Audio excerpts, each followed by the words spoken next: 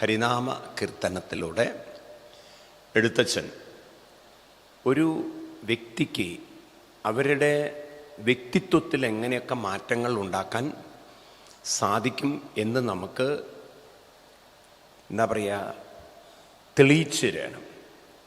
അതായത് ഇതൊരു കേവലം ഒരു നമുക്ക് സാധാരണ സ്കൂളിലൊക്കെ നമ്മൾ പഠിക്കുന്ന പോലെ ഒരു കാവ്യം നമ്മൾ പഠിക്കില്ല. ഇതൊരു പരീക്ഷിക്കേണ്ടതാണ്. നമ്മൾ സ്വയം നമ്മളിൽ പരീക്ഷിച്ച് നോക്കുക. അപ്പം ഇതൊരു സയൻറ്റിഫിക് ആയിട്ടുള്ള ഒന്നാണ്.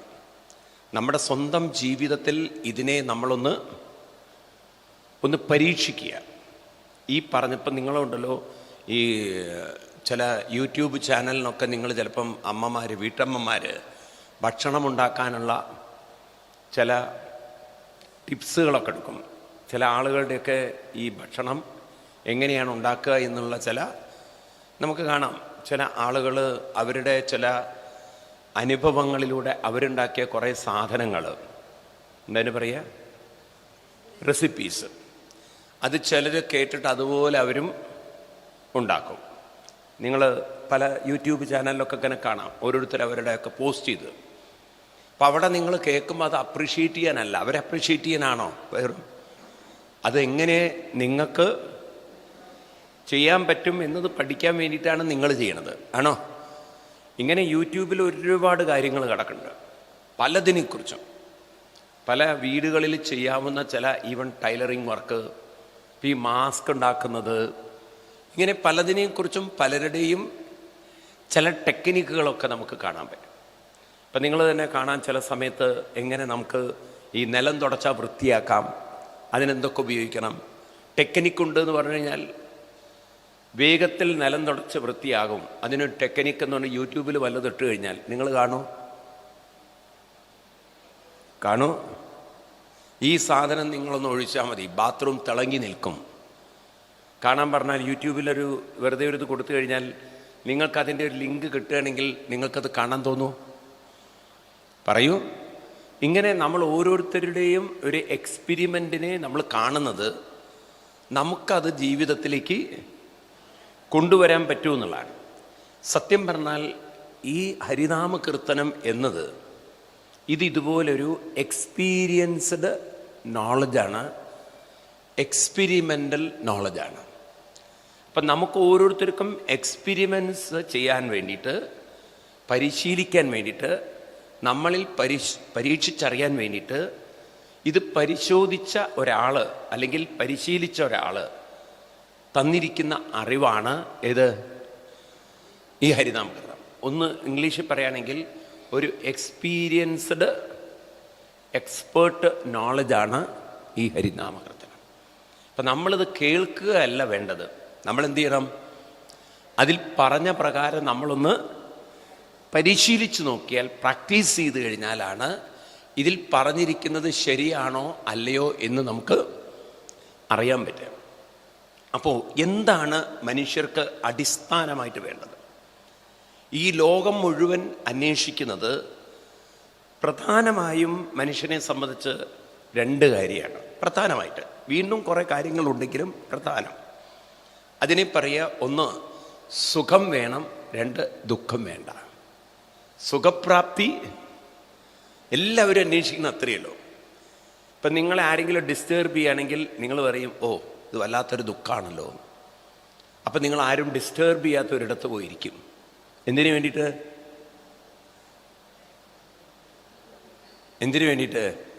സുഖത്തിന് വേണ്ടിയിട്ട്. ഇപ്പം നിങ്ങൾ ഭക്ഷണം കഴിക്കുന്ന സമയത്ത് നിങ്ങൾ അടുത്ത് ആരെങ്കിലും ഇങ്ങനെ വർത്തമാനം വന്ന് പറഞ്ഞുകൊണ്ടിരിക്കുകയാണെങ്കിൽ പിന്നെ നിങ്ങൾ ഭക്ഷണം എടുത്തിട്ട് എന്ത് ചെയ്യും? ആരും ഇല്ലാത്തൊരിടത്ത് പോയിരിക്കും. അപ്പം ഈ ആരും ഇല്ലാത്തടത്ത് പോയിരിക്കുന്ന എന്താ കാര്യം? എന്നെ ആരും ഡിസ്റ്റർബ് ചെയ്യാതെ എനിക്കിങ്ങനെ സുഖമായിട്ടിരിക്കണം. ഇപ്പം മനുഷ്യൻ പ്രധാനമായിട്ട് അന്വേഷിക്കുന്ന ഇത്രയല്ലേ ഉള്ളൂ. ഒന്ന് സുഖം വേണം, രണ്ട് ദുഃഖം വേണ്ട. അപ്പം മനുഷ്യ മനസ്സിൻ്റെ ഈ രണ്ട് വികാരങ്ങൾ, സുഖവും ദുഃഖവും, അതിലാണ് നമ്മളൊക്കെ അസ്വസ്ഥരായിട്ടിരിക്കുന്നത്. എന്താണെന്ന് വെച്ച് കഴിഞ്ഞാൽ പലപ്പോഴും നമ്മൾ സുഖത്തിന് വേണ്ടി കണ്ടെത്തുന്നതൊക്കെ, അല്ലെങ്കിൽ സുഖത്തിന് വേണ്ടി നമ്മൾ തിരഞ്ഞെടുക്കുന്നതൊക്കെ കുറേ കഴിഞ്ഞാൽ നമ്മളെ ദുർബലരാക്കുന്നതായിരിക്കും. നോക്കൂ, ആളുകൾ പല ലഹരിയിലും മദ്യത്തിലും സുഖത്തിന് വേണ്ടി അവർ ജീവിതം അതിലേക്ക് വേണ്ടി ഡൈവേർട്ട് ചെയ്യുന്നു. കുറേ കഴിഞ്ഞാൽ അവരുടെ ജീവിതം അതിൽ അടിമപ്പെടുന്നു. കൊച്ചു കുട്ടികളെ നോക്കൂ നിങ്ങൾ. Mobile, video games, TV, serial, ഇതൊക്കെ അവർ സുഖത്തിന് വേണ്ടി കൂടുതൽ കൂടുതൽ ആശ്രയിച്ച് പിന്നീട് അവർക്ക് ഇതിൽ നിന്നൊന്നും പുറത്തു കടക്കാൻ പറ്റാതെ പിന്നെ എവിടെ അച്ഛനമ്മമാർ കൊണ്ടുപോകുന്നത്? ഈ സുഖം അനുഭവിച്ച് അനുഭവിച്ച് അനുഭവിച്ച് പിന്നെ കുട്ടിയെ എവിടെയാണ് കൊണ്ടുപോകുന്നത്? കൗൺസിലിങ്ങിനാണ് കൊണ്ടുപോകുന്നത്. എന്ത് പറ്റി? എന്താ പറ്റിയത്? കാരണം കുട്ടി അതിൻ്റെ അടിമയായിപ്പോയി. കുട്ടിക്ക് അപ്പം അതില്ലെങ്കിൽ നടക്കില്ല. മദ്യം കഴിച്ച് കുട്ടികൾ കണ്ടില്ലേ, ഈ ഇവിടെ ലോക്ക്ഡൗൺ ഒക്കെ ആയിട്ട് മദ്യം കിട്ടാതെ വന്നപ്പോൾ വീട്ടിലിരുന്ന് വാറ്റുന്നവർ നാലോചിച്ചോക്കൂ. ഒരുത്തനുണ്ട് ഡെറ്റോളിൻ്റെ കൂടെ എന്തൊക്കെയോ ചേർത്തിട്ട് അത് മദ്യമായിട്ട് കുടിക്കുന്നു. എന്തൊക്കെ രീതിയിലാണ് ആളുകളെ പരീക്ഷണം നടത്തിയത്. ഇതൊക്കെ എന്തുകൊണ്ടാന്ന് വെച്ച് കഴിഞ്ഞാൽ അവൻ അതിൻ്റെ ഒരു അടിമപ്പെട്ടതുകൊണ്ട് അവൻ അതിൽ നിന്നും പുറത്ത് കടക്കാൻ പറ്റില്ലേ. കാത്തിരിക്കുന്നു അങ്ങോട്ട് തുറക്കാൻ വേണ്ടിയിട്ട്. ഈ കല്യാണം കഴിഞ്ഞിട്ട് സദ്യഹാലയം തുറക്കുന്ന പോലെയാണ് മദ്യം ഇങ്ങോട്ട് തുറന്നപ്പോൾ ആളുകൾ ഓടിയത്. അങ്ങനെ പലതിലും ആളുകൾ അടിമപ്പെട്ട് അവർക്ക് അവരുടെ അടിമത്വത്തിൽ നിന്നും പുറത്ത് കടക്കാൻ പറ്റാതെ വരുമ്പോൾ ശരിക്കും അവർ സുഖത്തിലേക്കായിരുന്നു പോയിരുന്നത്, ദുരിതത്തിലേക്കായിരുന്നു. സുഖമൊരു ദുരിതമായി തീർന്നു. സുഖമായിട്ടിരിക്കുക, സുഖമായി കിടക്കുക, സുഖമായിട്ട് ഭക്ഷണം കഴിക്കുക. ഈ വീട്ടിലിങ്ങനെ ഇത് മാത്രം ചെയ്തുകൊണ്ടിരുന്നാൽ കുറേ കഴിഞ്ഞാൽ അച്ഛനമ്മമാർക്ക് എന്താ തോന്നുക? നല്ല മകനായിട്ടാണ് തോന്നുക, നല്ല മകളായിട്ടാണ് തോന്നുക. ഒരു ദിവസം ചുരുട്ടി കൂട്ടി വീട്ടിൽ നിന്ന് പുറത്തേക്ക് എറിയാൻ തോന്നും. കാരണം അലസമായി. നമുക്കത് സുഖമായിരിക്കാം, പ്രത്യേകിച്ചൊന്നും ചെയ്യണ്ട, സുഖമായിട്ട് ഭക്ഷണം കഴിക്കുക, കിടന്നുറങ്ങുക, TV കാണുക. ഈ ചെയ്യുന്നവന് സുഖമുണ്ടോ? ഉണ്ടോ? പരമസുഖമാണ്. കല്യാണം കഴിഞ്ഞിട്ടൊരു ഭർത്താവ് ഇങ്ങനെ ചെയ്താൽ നിങ്ങൾക്ക് സന്തോഷമാവുമോ?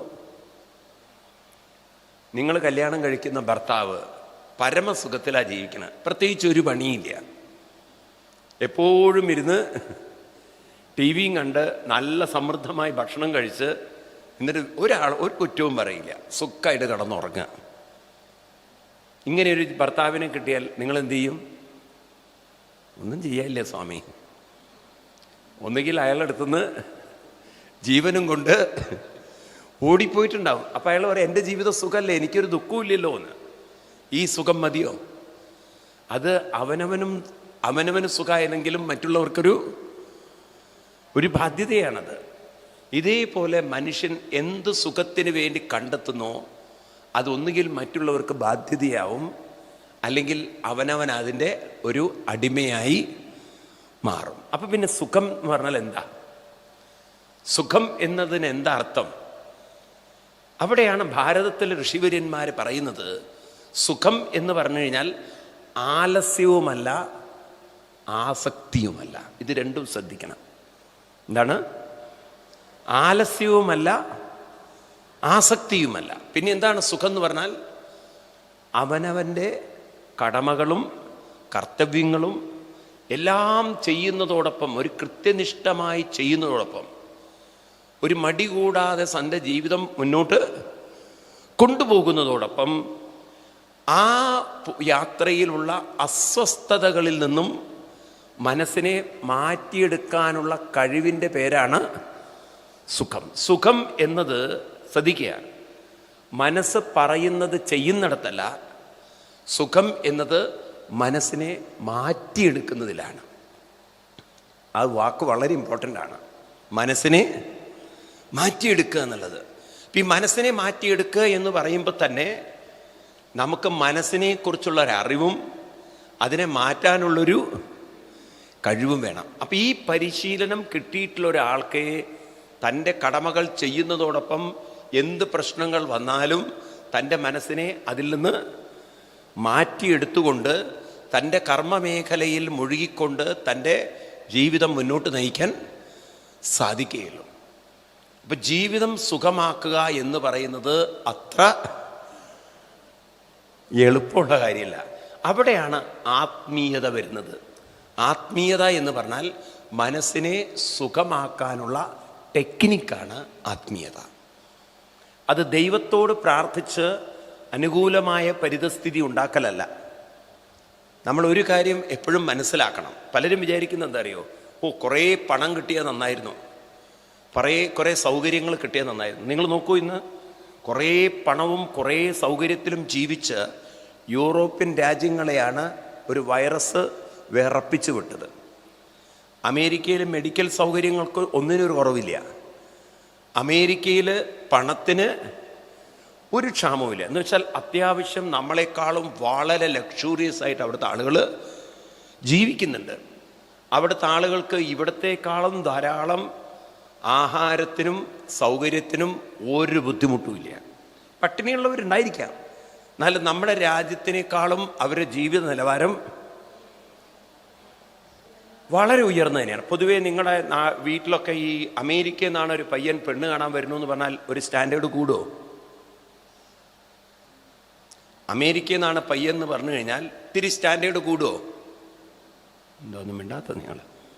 ഇപ്പോഴല്ല, വൈറസിന് മുമ്പ്. ഇപ്പം നിങ്ങൾക്ക് പറയാം അവിടെ ആകെ വൈറസാണെന്ന്. വൈറസിന് മുമ്പാണെങ്കിൽ ഒന്ന് ആലോചിക്കാന്ന് പറയില്ലേ? എന്തോന്നും മിണ്ടാത്ത നിങ്ങൾ. അമേരിക്കയ്ക്കോട് ഒരു പ്രത്യേക ഒരു ഇതുണ്ടാവില്ലേ നമുക്ക്? ദാരിദ്ര്യ രാജ്യമല്ല, സമ്പന്ന രാജ്യമാണ്, അവിടെയുള്ളവർക്ക് സുഖജീവിതമാണ് എന്നൊരു ധാരണ മനസ്സിലുണ്ടോ? പറയൂ.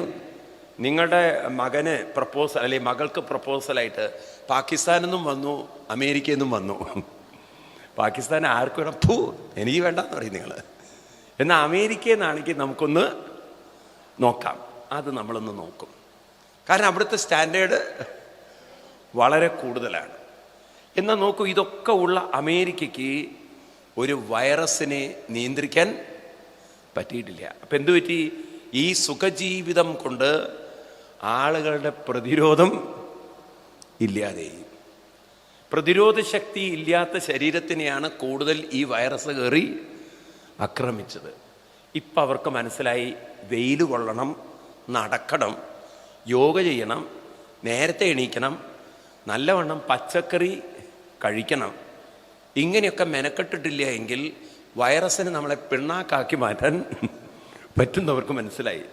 അപ്പം ഇങ്ങനെയൊക്കെ നമ്മൾ കാണുമ്പോൾ ഒരു കാര്യം മനസ്സിലാക്കുന്നത്, സുഖജീവിതം മനസ്സിനെ ജീവിതത്തെ എത്തിച്ചത് ആരോഗ്യമില്ലാത്തൊരു ജീവിതത്തിലേക്കാണ്. അപ്പം സുഖജീവിതം എന്ന് പറഞ്ഞാൽ ആലസ്യ ജീവിതം അല്ല. സുഖജീവിതം എന്ന് പറഞ്ഞാൽ തൻ്റെ ഇഷ്ടങ്ങൾക്കനുസരിച്ചുള്ള സാധനങ്ങൾ വാങ്ങിച്ചു കഴിച്ച് അങ്ങനെ ഒരു ആസക്തി പൂണ്ടൊരു ജീവിതവും അല്ല. പിന്നെ എന്താണ് ജീവിതം എന്ന് പറയുന്നത്? കർമ്മം, അവനവൻ്റെ കർത്തവ്യം, അവനവൻ്റെ കടമ, അത് നിറവേറ്റുന്നതോടൊപ്പം അതിൽ ഉള്ള ചാലഞ്ചുകളെ മുഴുവൻ അഭിമുഖീകരിക്കാൻ നമ്മുടെ മനസ്സിനെ പ്രാപ്തമാക്കുക.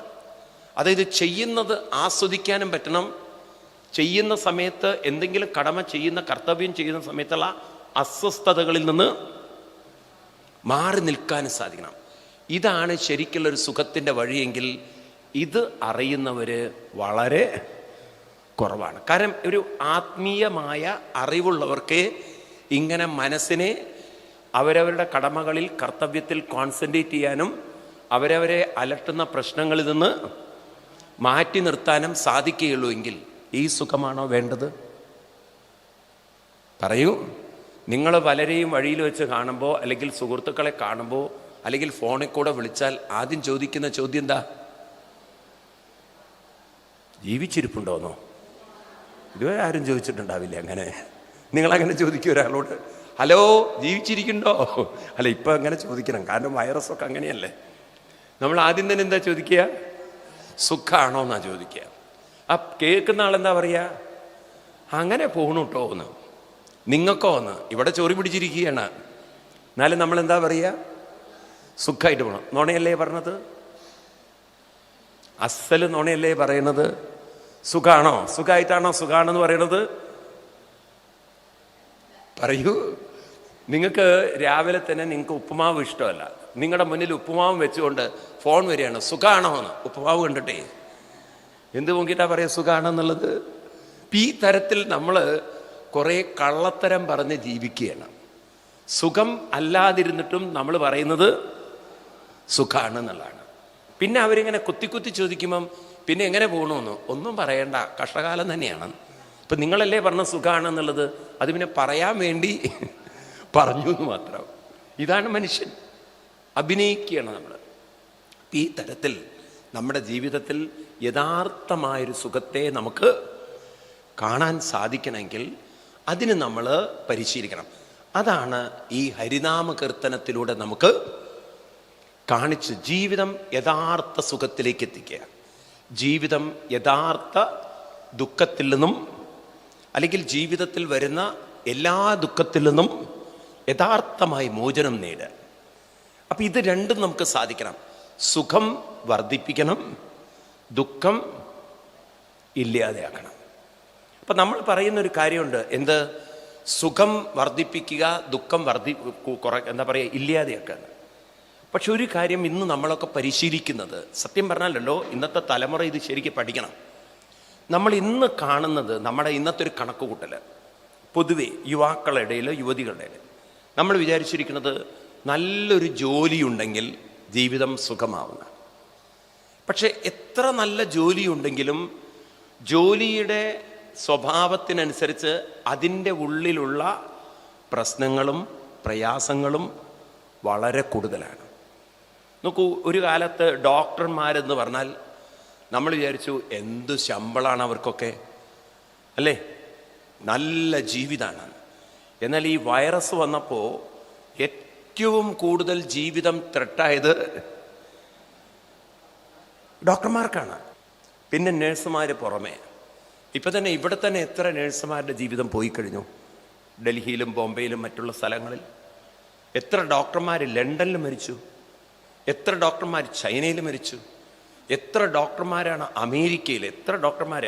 ഈ കൊറോണ കൊണ്ട് വേൾഡിന് നഷ്ടപ്പെട്ടിട്ടുണ്ടാവുക അപ്രോക്സിമേറ്റ്ലി 1000-ലധികം ഡോക്ടർമാരെയാണ്, 1000-ലധികം. അപ്പം നോക്കൂ നിങ്ങൾ, അവരുടെ ജീവിതം നമ്മൾ വിചാരിച്ച എത്ര സുഖമാണെന്ന്. പക്ഷേ അവരുടെ ജീവിതത്തിലും പല വെല്ലുവിളികൾ ഉണ്ട്. രോഗം വന്നു കഴിഞ്ഞാൽ ആദ്യം കിട്ടുന്നത് അവർക്കായിരിക്കും.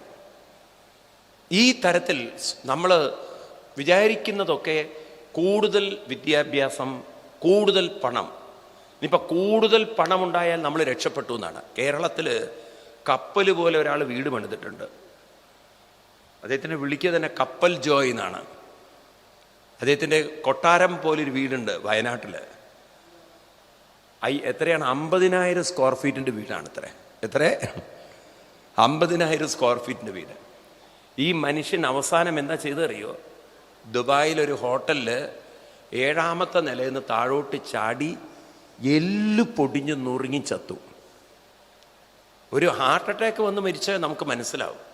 ഇത് ആത്മഹത്യ ചെയ്യാൻ വേണ്ടി, മരിക്കാൻ വേണ്ടി ഒരു 7ാമത്തെ നിലയിൽ നിന്ന് ചാടി മരിക്കുമ്പോൾ ആ മരണം എന്ന് പറഞ്ഞാൽ എന്തായിരിക്കും?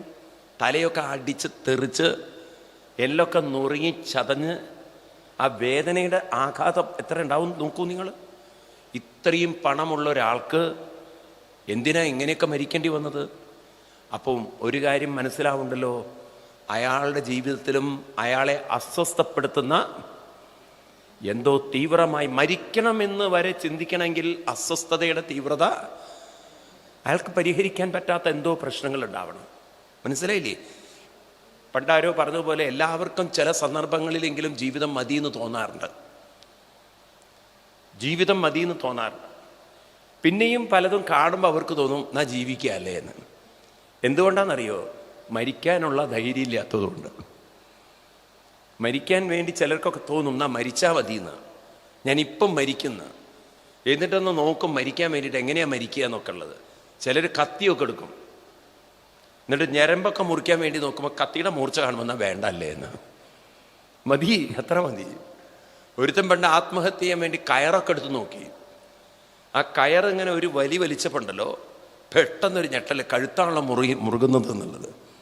പിന്നെ അയാൾക്ക് കയറ് കാണുമ്പോൾ പേടി വരാൻ തുടങ്ങി. ഇതാണ് മനുഷ്യനെ സംബന്ധിച്ച്. എല്ലാം നമുക്ക് ജീവിതം മതിയാക്കാൻ തോന്നിയാലും ആത്മഹത്യ ചെയ്യാൻ പോലും പലർക്കും തരില്ല. പിന്നെ ചിലർ രണ്ടും കൂട്ടി ആത്മഹത്യ ചെയ്യണം. ഈ ആത്മഹത്യ ചെയ്യുന്ന ആൾക്കാരോടും പകുതിക്ക് വെച്ച്, ഇപ്പം ഈ 7ാമത്തെ നിലയിൽ നിന്ന് ചാടിയ ആളോട് പകുതിക്ക് വെച്ച് ചോദിച്ചു നോക്കൂ മരിക്കണമെന്ന്. ഉടനെ അയാൾ പറയും വേണ്ട, എനിക്ക് എങ്ങനെയെങ്കിലും ഒന്ന് രക്ഷപ്പെട്ടാൽ മതി എന്ന് തോന്നുന്ന ഒരു സന്ദർഭം ഉണ്ടാവും. അപ്പോഴേക്കും സമയം കഴിഞ്ഞു പോയി. ഈ തരത്തിലൊക്കെ മനുഷ്യൻ പല പരീക്ഷണങ്ങളും നടത്തി തൻ്റെ സുഖം കൂടും എന്ന് കരുതുമ്പോൾ നാം പഠിക്കേണ്ട ഒരു പാഠമുണ്ട്. സുഖത്തിന് വേണ്ടി നാം എന്തൊക്കെ നമ്മൾ കൂട്ടിച്ചേർക്കുന്നോ, എന്തൊക്കെ സൗകര്യങ്ങൾ ഉണ്ടാക്കുന്നോ, അത്രയും ദുഃഖത്തിൻ്റെ തോതും കൂടും. അത് ഈ പ്രപഞ്ചത്തിലെ രഹസ്യമാണ്. നിങ്ങൾക്ക് എന്തെങ്കിലും അനുകൂലമായി കിട്ടിയിട്ടുണ്ടെങ്കിൽ ഉറപ്പാണ് നിങ്ങൾക്ക് പ്രതികൂലമായ ചിലതിനെയും നേരിടേണ്ടതുണ്ട്. ഉണ്ടോ? എന്ത് നമുക്ക് അനുകൂലമായി വന്നിട്ടുണ്ടോ നമുക്ക് അത്രയും പ്രതികൂലവും കാണണം. അപ്പോൾ ഇതല്ലേ കാലം നമ്മളെ പഠിപ്പിക്കുന്നത്. ഇന്നലെ വരെ അനുകൂലമായത് നാളെ പ്രതികൂലമാവും. ജീവിതത്തെ ഒരിക്കലും കണ്ണടച്ച് സ്വീകരിക്കരുത്. പല കുട്ടികളും കല്യാണം കഴിഞ്ഞാൽ ഇങ്ങനെയാണ്. അവരെന്താ കരുതുക? ഓ, ഇന്നെന്നെ ചക്കരെ, പൊന്നെ, മുത്തേ, കണ്ണേ എന്നൊക്കെ വിളിക്കണമെന്ന്. ഓ, എന്തു സ്നേഹ എൻ്റെ ഭർത്താവിനെന്ന്. ഒരു 2 ദിവസം കഴിഞ്ഞ് കഴിഞ്ഞാൽ പിന്നെ ചക്കരയും പൊന്നൊക്കെ ഉണ്ടോ? പിന്നെ ചക്കരക്കിഴങ്ങ, പിന്നെ മുത്തല്ല വരുന്നത്, പിന്നെ പൊത്താ വരുന്നത്. ഈ തരത്തിൽ ഇങ്ങോട്ട് എന്തൊക്കെ കാണിച്ചിട്ടുണ്ടോ അതെല്ലാം പ്രതികൂലമായി. എന്നും നമുക്ക് ഒരേപോലെ സ്നേഹിക്കാൻ പറ്റുമോ? എന്നും നമുക്ക് ഒരേപോലെ ഒരാളെ ഇഷ്ടപ്പെടാൻ പറ്റുമോ? പറയൂ, ഇഷ്ടപ്പെടാൻ പറ്റില്ല. മണിക്കൂറുകളോളം സംസാരിച്ചുകൊണ്ടിരുന്ന ആളുകൾ ഒരു നിമിഷം പോലും വായ തുറക്കാതെ ആയിട്ടുണ്ടാവും. എത്രത്തോളം അടുത്തിട്ടുണ്ടോ അത്രത്തോളം വെറുത്തിട്ടും ഉണ്ടാവും. അപ്പം ജീവിതത്തിൻ്റെ ഒരു പരമസത്യം ഇതല്ലേ. എത്രത്തോളം നമുക്ക് കിട്ടുന്നുണ്ടോ അത്രത്തോളം നമുക്ക് പ്രശ്നങ്ങളെയും നേരിടേണ്ടതുണ്ട്. അപ്പം ജീവിതം ഇതാണെങ്കിൽ നമുക്ക് സുഖം നിലനിർത്തുകയും വേണം, ദുഃഖത്തെ നമുക്ക് നേരിടുകയും വേണം. ഈ ടെക്നിക്ക് നമുക്കറിയോ? ഇത് നമ്മളെ ആരെങ്കിലും പഠിപ്പിക്കുന്നുണ്ടോ? പറയൂ. നമ്മൾ വിചാരിച്ചിരിക്കുന്നത് എന്താണ്? നമ്മൾ പ്രാർത്ഥിക്കുന്ന ദൈവം തരണം, നമുക്ക് കഷ്ടപ്പാടും ദുഃഖങ്ങളൊക്കെ ആരെടുത്തോണം? ദൈവം എടുത്തോണം. നല്ലതൊക്കെ നമുക്കും. ഈ ചേനക്കൃഷി ചെയ്യുന്നത് പോലെയാണ്.